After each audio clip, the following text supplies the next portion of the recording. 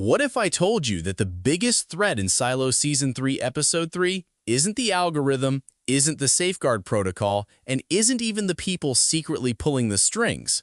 What if the real enemy is something much scarier? The possibility of forgetting who you are.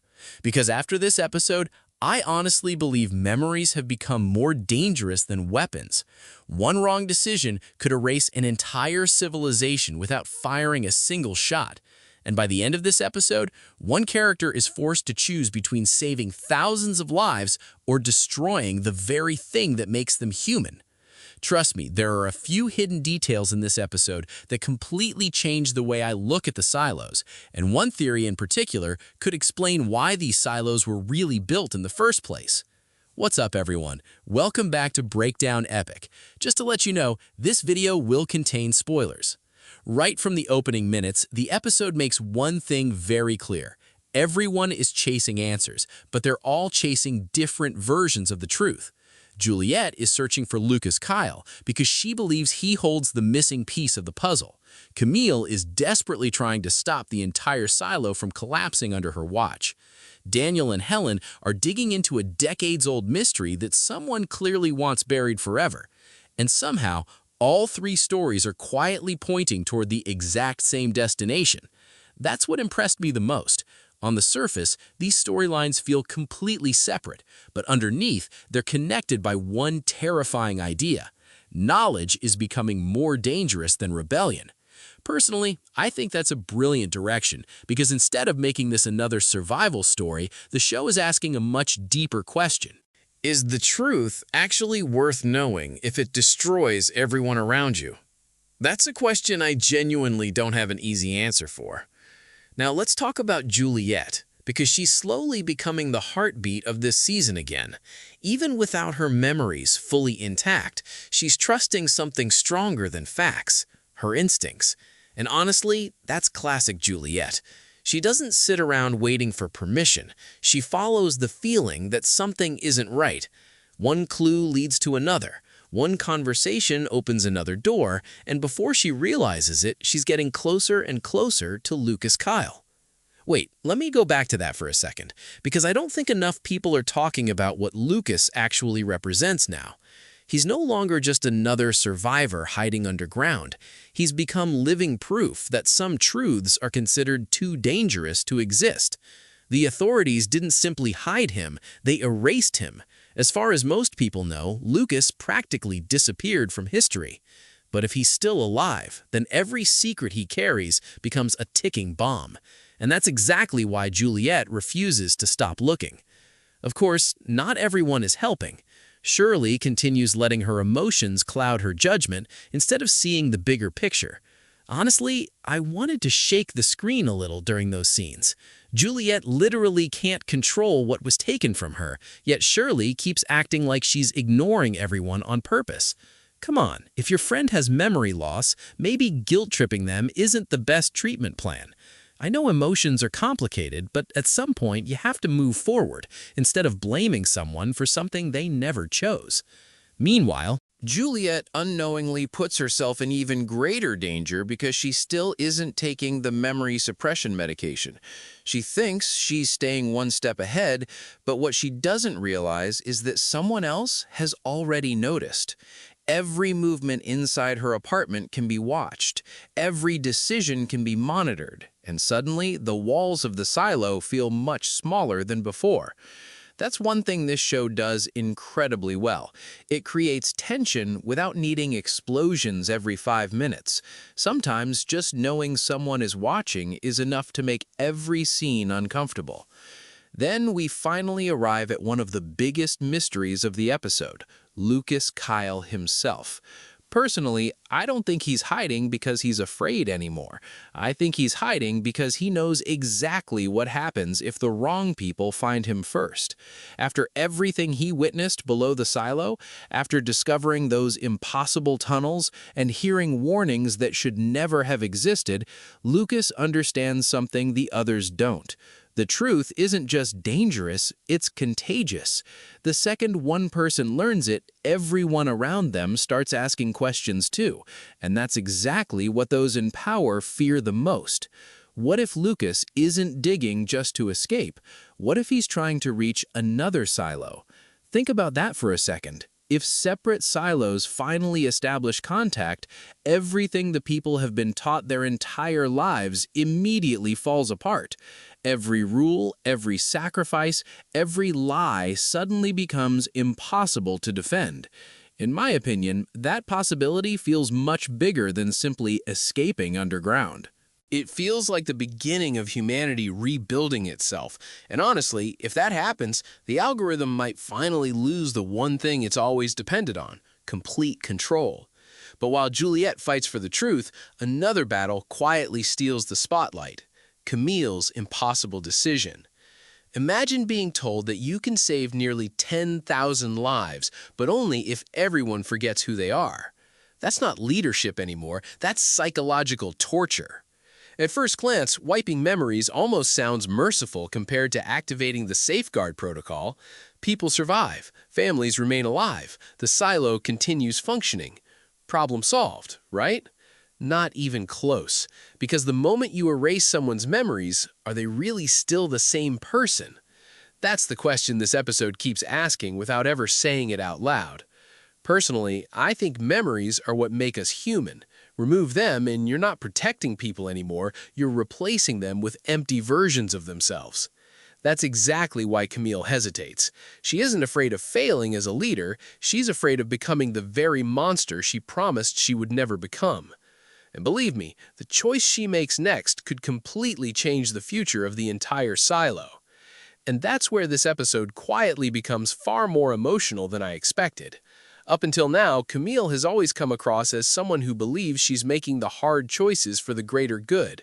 But this time, The decision isn't about politics or maintaining order. It's about identity. If she introduces the memory-suppressing chemical into the water supply, she won't just erase rebellion. She'll erase birthdays, friendships, first loves, family traditions, and every painful lesson that helped shape these people into who they are.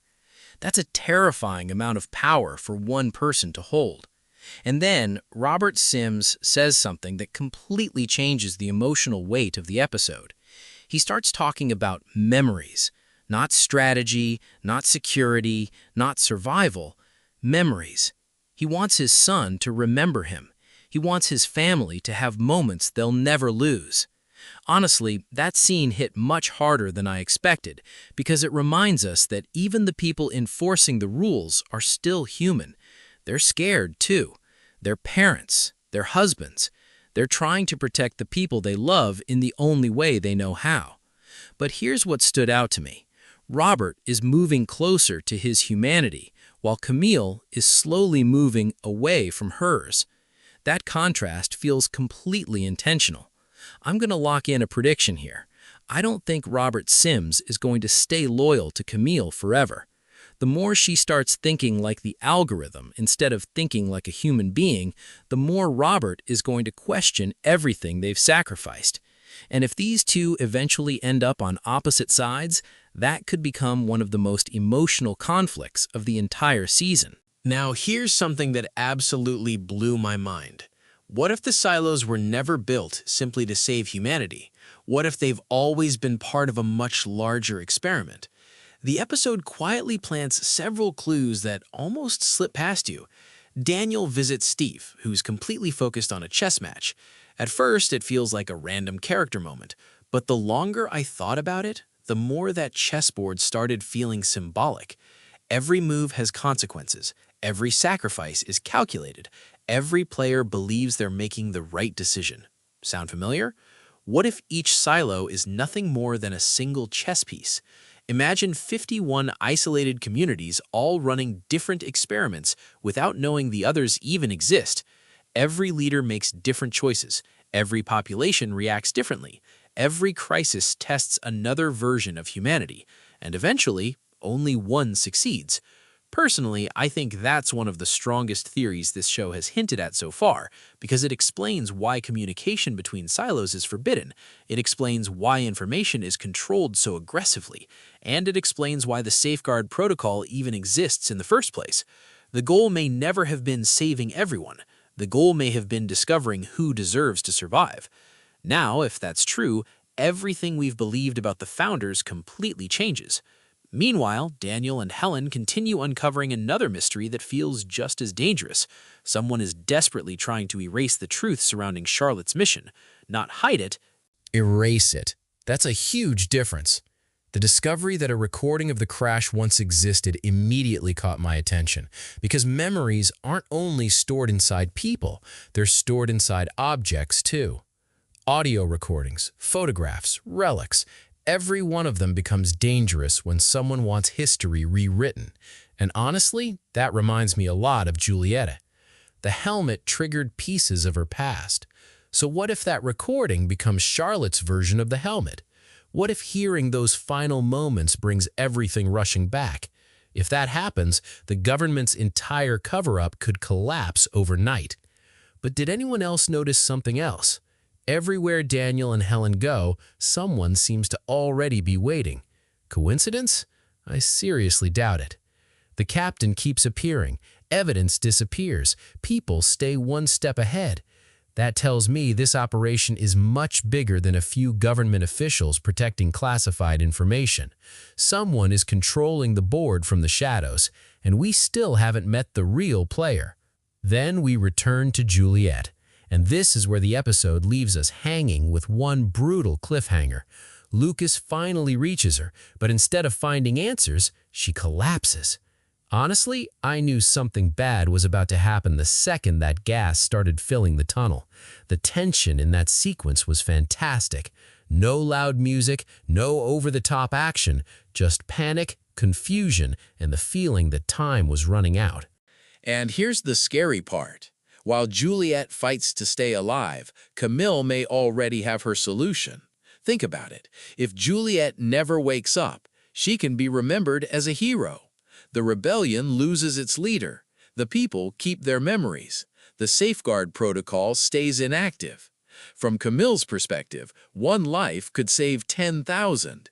It's horrifying, but it also makes terrifying sense. Whether she actually goes through with it is another story entirely. Personally, I don't think she will. Not because she lacks the courage, but because once she crosses that line, there's no coming back.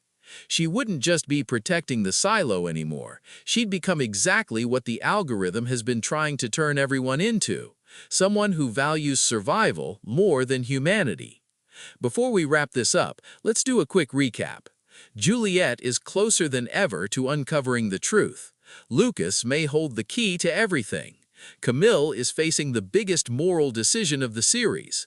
Robert Sims is beginning to question the system. Daniel and Helen are uncovering evidence someone desperately wants erased, and the possibility that every silo is part of one massive experiment suddenly feels more believable than ever. Honestly, Episode 3 didn't rely on massive action scenes. It relied on ideas, and in my opinion, that's exactly why it worked. Every conversation mattered, every decision carried weight, and every storyline pushed us one step closer to the truth without giving away too much. That's difficult to pull off, but I think this episode managed it really well. Now I want to hear from you. Do you think Camille will actually sacrifice Juliette to save the silo? Or is there another twist coming that none of us are seeing yet? And what if the silos really are one giant experiment? Drop your biggest theory in the comments, because I genuinely think Episode 4 is going to answer at least one of these questions, while probably giving us 10 new mysteries at the same time.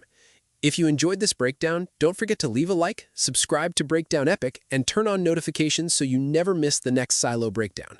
I will catch you in the next one.